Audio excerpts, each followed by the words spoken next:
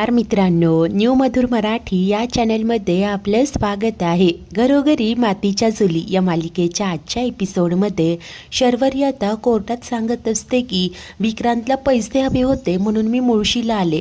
सर्वांना सांगितलं देखील, परंतु कुणाचाच विश्वास बसेना, कारण विक्रांतने स्वतःची इमेजच तशी तयार केली होती. अखेर वहिनीने मध्यस्थी करून नानांशी बोलणं केलं, तेव्हा नाना पैसे द्यायला तयार झाले. त्यानंतर आता ज्या दिवशी नाना मला पैसे देणार होते त्याच दिवशी विक्रांत मुळशीत आला आणि त्याचा मला फोन आला. आता हे सगळं काही ती सांगत असते. इकडे विक्रांत शरूला फोन करून म्हणत असतो की हे बघ, मी आलो इथे मुळशीत. जर का तो म्हातारा देवळाच्या मागे पैसे घेऊन आला नाही ना तर तो मेलाच आता ही शरू हे सगळं काही सांगते आणि पुढे म्हणते की मी खूप घाबरले होते, त्यामुळे मी लगेच देवळाच्या मागे गेले आणि तेव्हा विक्रांत नानांवर वार करत होता. मी खूप घाबरले होते, मी त्याला अडवत होते. आणि आता विक्रांत कशा प्रकारे नानांच्या डोक्यात एका विटेने वार करतोय ते दाखवण्यात येतं आणि शरू ओरडत असते की विक्रांत थांब अरे विक्रांत. पुढे शरू सांगते की नंतर तो माझ्या दिशेने धावून आला. मी खूप घाबरले होते. त्यानंतर मी त्याला मारण्यासाठी काही शोधत होते, इतक्यात माझ्या हातात ती हतोडी आली. त्यानंतर जेव्हा मला मारण्यासाठी तो खाली वाकला तेव्हाच ती हतोडी, असं म्हणत कशा प्रकारे तिनेच ती हतोडी विक्रांतच्या डोक्यात घातली आणि त्याच दिवशी विक्रांत खाली कोसळला. ते सर्व काही दाखवण्यात येतं.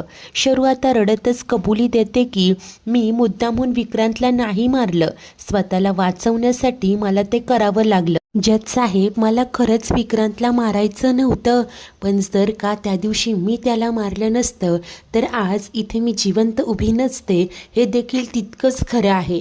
असं बोलत शर्वरी आता सर्व काही सांगते. सर्वच जण आता शरूचं बोलणं ऐकत असतात. आता जज मात्र शरूला प्रश्न करतात की इतकं सगळं घडलं तरीही तुम्ही पोलीस स्टेशनला जाऊन स्वतःचा गुन्हा का कबूल नाही केलात? तेव्हा ही शर्वरी रडतच म्हणते की कारण मी खूप घाबरले होते जज साहेब, खूप घाबरले होते. माझ्या डोळ्यात देखत माझे नाना, माझे वडील रक्ताच्या धारोळ्यात पडले होते. खरं तर त्यावेळेला राहुलच माझ्या मदतीसाठी आला. आम्ही दोघेही नानांना हॉस्पिटलमध्ये नेणारच होतो, परंतु तितक्यात जानकी वहिनी तिकडे येते हे मला जाणवलं आणि आम्ही दोघे पुन्हा घाबरलो. कारण जर का जानकी वहिनीने आम्हाला तिथे पाहिलं असतं तर तिला हेच वाटलं असतं की आम्हीच दोघांनी नानांना मारलंय. म्हणूनच आम्ही थोड्या वेळासाठी तिथे लपलो, कारण मला माहिती होतं की जानकी वहिनी नानांना हॉस्पिटलला नेणार आणि तिने तेच केलं. आता जानकीलाही आठवत असतं कशा प्रकारे तिलाच नाना रक्ताच्या धारोळ्यात पडलेले दिसले आणि लागलीच तिने त्यांना हॉस्पिटलला नेलं होतं. पुढे ही शर्वरी म्हणते की आता त्यानंतर इकडे विक्रांतच्या डेड बॉडीचं काय करायचं हा प्रश्न होता, परंतु राहुल माझ्यासोबत होता. त्याच्याच मदतीने ती डेड बॉडी आम्ही आमच्या घराच्या मागच्या अंगणात नेऊन पुरली. त्यानंतर ती हतोडी देखील तिथेच टाकली, कारण जर का पुढे जाऊन आळ माझ्यावर आला तर आम्ही कोर्टात सांगू शकलो असतो, जर मी विक्रांतला मारलं तर मग ती डेड बॉडी आमच्या अंगणात आणून का पुरेल. आणि अगदी तशाच पद्धतीचं आर्ग्युमेंट सुरुवातीला झालं देखील. जज साहेब, मला असं वाटलं होतं की कोणीतरी मला मुद्दामून फसवतंय, हा असा भास निर्माण करून मी सहज सुटू शकेल, परंतु नाही. नंतर हे सगळं माझं मलाच खूप खायला लागलं आणि नंतर मी ठरवलं की बस झालं, आता जे काही आहे ते सगळं कोर्टात सांगायचं. जज साहेब, मला माहिती आहे मी खूप मोठी चूक केली, मला माहिती आहे मी जे काही केलंय तो खूप मोठा गुन्हा आहे, परंतु हे सगळं मी फक्त आणि फक्त सेल्फ डिफेन्समध्ये केलंय, मला माफ करा प्लीज, असं म्हणत शरू आता रडत असते. तेव्हा जज देखील सगळं काही नोट डाऊन करतात. त्यानंतर ॲडव्होकेट अवंतिका उठते आणि कोर्टात सांगत असते की मिलॉर्ड, आत्ताच माझ्या अशील शर्वरी यांनी सगळं काही कबूल केलंय. हा गुन्हा त्यांनी स्वरक्षणासाठी केलेला आहे. पोस्टमॉर्टमच्या रिपोर्ट अनुसार विक्रांतच्या नखामध्ये नानांचं रक्त आढळलं होतं. या अशा सिच्युएशनमध्ये त्यांच्याकडे स्वतःचा जीव वाचवण्याखेरीज दुसरा कुठलाही पर्याय नव्हता.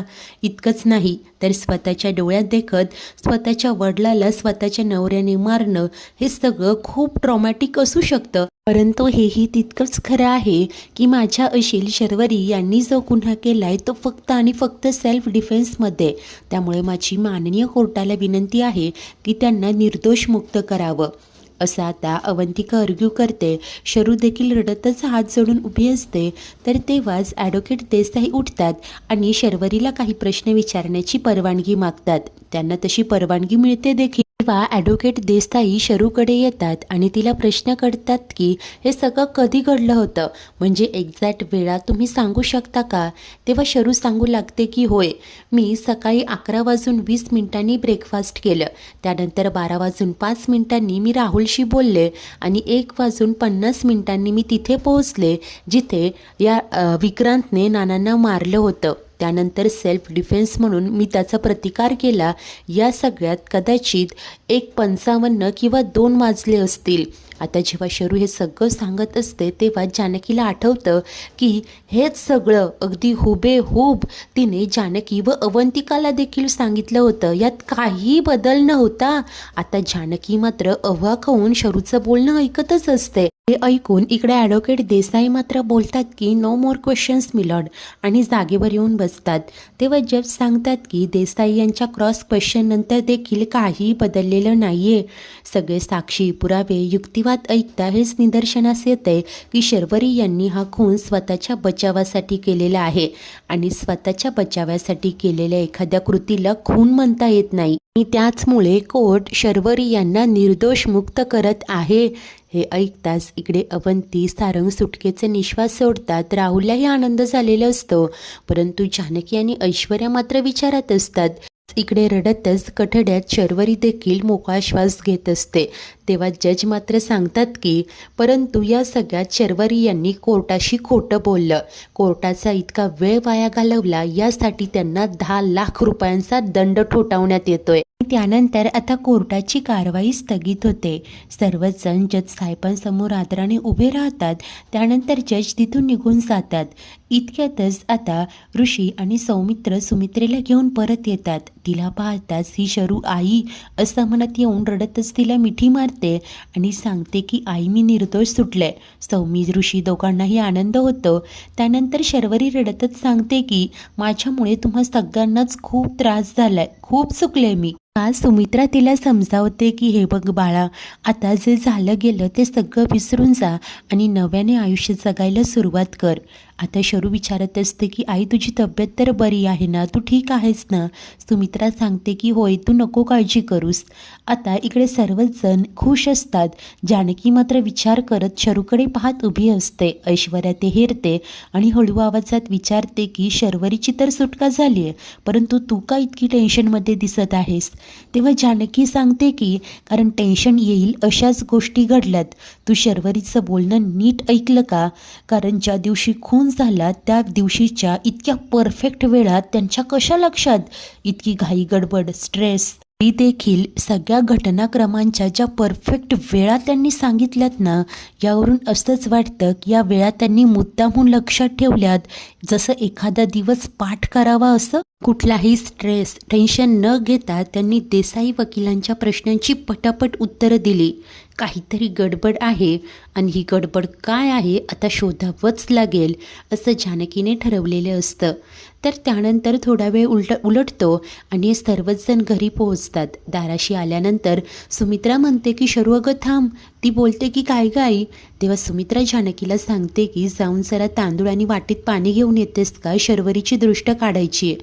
जानकी ही होकार देते, परंतु इतक्यात ऐश्वर्या मात्र मध्येच बोलते की खरं तर दृष्ट अवंतिकाची काढायला हवी, कारण इतकी कॉम्प्लिकेटेड केस इतक्या स्मार्टली हँडल करून तिनेच तर शर्वरीची सुटका करून आणली ना, म्हणून दृष्ट तर अवंतिकाची काढायला हवी. तेव्हा आता इकडे सुमित्रा सांगते की होय, अवंतिकाचं तर जेवढं कौतुक करावं तेवढं कमीच आहे बघ, परंतु शरू इतक्या दिवसांपासून जेलमध्ये होती, तिथे सतत तिच्या बाबतीत काही ना काही वाईट घडत होतं, म्हणून तिची दृष्ट काढायची. तेव्हा जानकी सांगते की हो आई, मी आत्ताच तांदूळाने पाणी घेऊन आले. आता जानकी आतमध्ये जाते. सुमित्रा, ऋषी, सारंग हे तिघेही आतमध्ये येत असतात. तर आता अवंतिकाही पुढे होणार, परंतु ऐश्वर्या म्हणते की तू थांब गं, तुझी ही दृष्ट काढायची आहे. आता अशा प्रकारे शरू आणि अवंतिका दाराशी उभ्या असतात. जानकी येते, दोघींवरनंही तांदूळ ओवाळते, त्यांच्या पायावर पाणी टाकते आणि आता ते बाहेर फेकायला जाते. इतक्यात आता सौमित्र पूजेचं ताट घेऊन येतो आणि हसतच जानकीला म्हणतो की वहिनी, अगं माझ्या बायकोला ओवाळ ना. आता जानकीचं लक्षच नसतं, ती वेगळ्याच विचारात हरवलेली असते.